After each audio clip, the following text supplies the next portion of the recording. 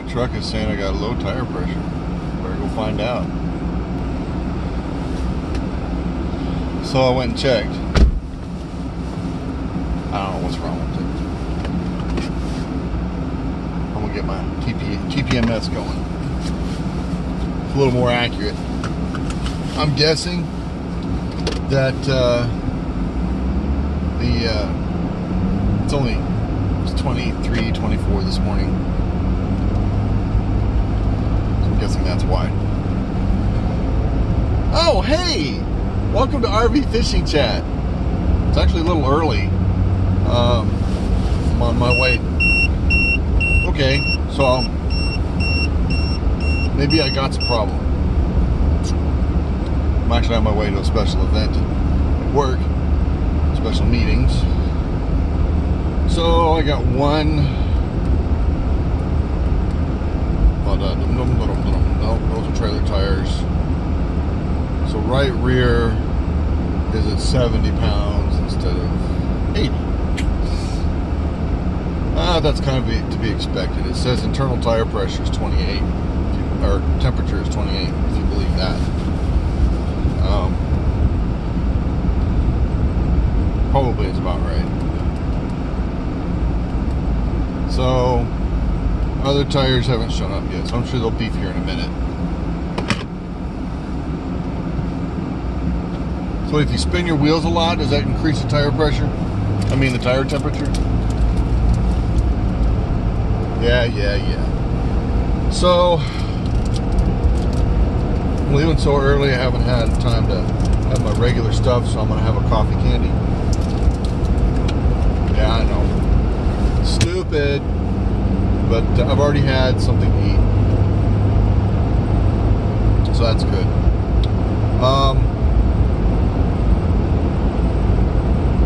Yeah, so I really haven't been able to dive into my thoughts today much for RV Fishing Chat. Well, maybe I ought to just take off on TPMS, because that's what they, that's what they're there for. Okay, so I didn't even know I had TPMS on this truck of any sort. I'm kind of puzzled because it went off at 70, and I'm quite positive I've been below 70 before. So my TPMS system is not the greatest. It's the Easy Tire TPMS, which is fine, but I use it as just basically a guide. Yeah, I'm 51 on the front left, 50 on the front right, which this thing runs a little low usually. So, and since it's early, I'm not getting very good light, so sorry about that. I'm about 30 minutes earlier than usual, thereabouts. Yeah. So, ooh, ice on the puddles. Yeah. I'm back in Andice. But I don't reckon anybody's drinking beer at the moment. So, anywho, yeah, tire pressure is warming up. Our tire temperature is warming up a little bit. We're up into the 30s, so that ought to help. So, yeah. TPMS, definitely you gotta have it. You really gotta have it.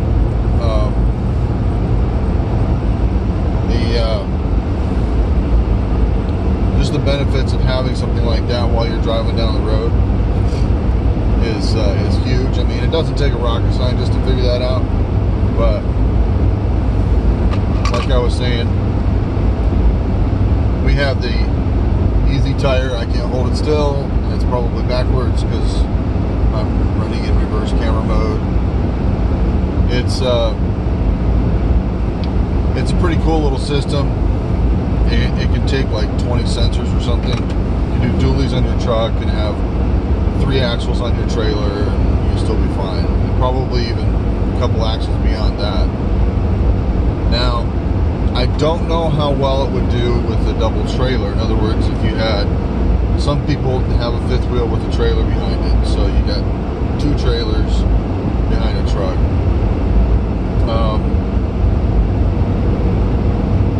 Yeah, I don't know. So because the distance is supposed to work may not be sufficient. Anyway, so TPMS, yeah, it's well worth it. There's a lot of other things. I mean, when you're driving down the road. So here's an example. You're driving down the road and your tire pressure thing goes off. TPMS goes off for a tire. There's a couple things that could be going wrong. I mean, it'll show you the temperature and the pressure of the tire. Yeah, it's backwards. Okay. Anyway, it'll show you the temperature and the pressure of the tire, and there's reasons why you want both of those. The temperature, the pressure is obvious because you want the pressure so that you can set ranges on the thing so that if it goes below a certain pressure, it goes off. If it goes above a certain pressure, it goes off. Which most people be like, well, why would you want that? And you probably want it less high pressure versus low pressure. But high pressure is useful if your temperature doesn't register properly. So high pressure will happen. There are a couple reasons it'll happen. One is because of extreme temperature change. So if your wheel bearings start to heat up, then the temperature will go up in the tire, and you could actually see it in the TPMS system. Your wheel hub will start to warm up, stuff like that. More importantly, if you're going down a mountain and your brakes start to warm up, they will heat up the wheel and heat up the tire, and that right there will send an alert because the tire will go over a certain temperature. You need to set that. Actually, I think it's by default. It's set to 114 or something like that. No, 140. I think it's 140. Yeah, because the only place you hit 140 is out, Phoenix or Death Valley or something. But yeah, I mean, if you're driving in 140 degrees, you probably are already know what you're doing, and you probably already have a vehicle that can handle it. Blah blah blah blah. But the other thing is, if you're at a really high altitude and you've aired up your tires, and maybe you live at 8,000 feet. We thought about this when we were in Colorado at Lake George, because we were right around 8,000 feet. And I almost aired the tires up. I almost aired them up because they were running at about 71, 72 pounds. And I thought, I probably ought to air them up. And then I got to thinking, no, because when we go back down the mountain, they're going to expand, because that's what happens to air as it goes down. It expands, and as it loses elevation. So I didn't, and I was glad I didn't, because they went on back up to 75 and 76 and stuff like that. So they were fine. And but that's something to remember. If you aired your tires up cold pressure to 80 pounds, and then you decide to take off and go down the mountain,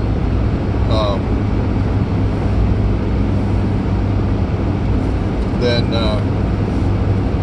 you very likely would go over pressure. I mean, ours raised a good 5 pounds going down from 8,000 to 4,000 or 5,000. No, it's 4,000. So about 4,000 elevation, we gained about 5 pounds. And but when we went on back down to 1,000, it was not the same. It didn't go up that much. So my guess is that expect 5 to 6 pounds of pressure change when you're going down from high elevation. And But if you're already at 80 pounds or whatever, you're already running a little high, then you could go over 90 pounds on your by the time you get back down. That could be, that would set off, my alarm set for 90 pounds. So, if it were to go off, that'd be a bad thing. For that.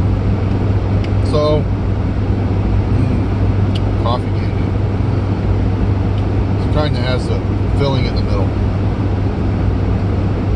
Yummy goodness. Quick shot of espresso in the morning. A little espresso. Anyway, that's TPMS. I mean, if you're going to be driving a trailer, and I don't know how we lived without that in the back of the day, because, I mean, I know you had to check them every time you stopped. You really paid attention to your tires. Every trip, every time you took off for a day, you checked your tires. And then every time you stopped or got out of the vehicle, you walked around the vehicle and checked your tires. I still do that. And truth be told, one of the times after we got our Anderson hitch, I got into town. I don't even want to admit this. Got into town. I think we'd gone several miles. I stopped to check, and I had to push the little rod on the Anderson hitch. So the trailer was just free. It could have popped off and gone flying. It was either that or no, maybe it wasn't that. That was something else. I caught it. I hadn't put the emergency chain on the emergency brake chain. That's what it was. Now what it was is we had pulled all the way out of the driveway, and I was doing my regular standard run up, check up, go over everything all over again. You know, kick the tires, blah blah blah. And lo and behold, I had not pushed the little handle to lock the hitch onto the ball, lock the trailer onto the ball. So yeah, that was what it was. The other time it was I hadn't put the emergency chain on, emergency cable for the emergency brakes on the trailer. So yeah,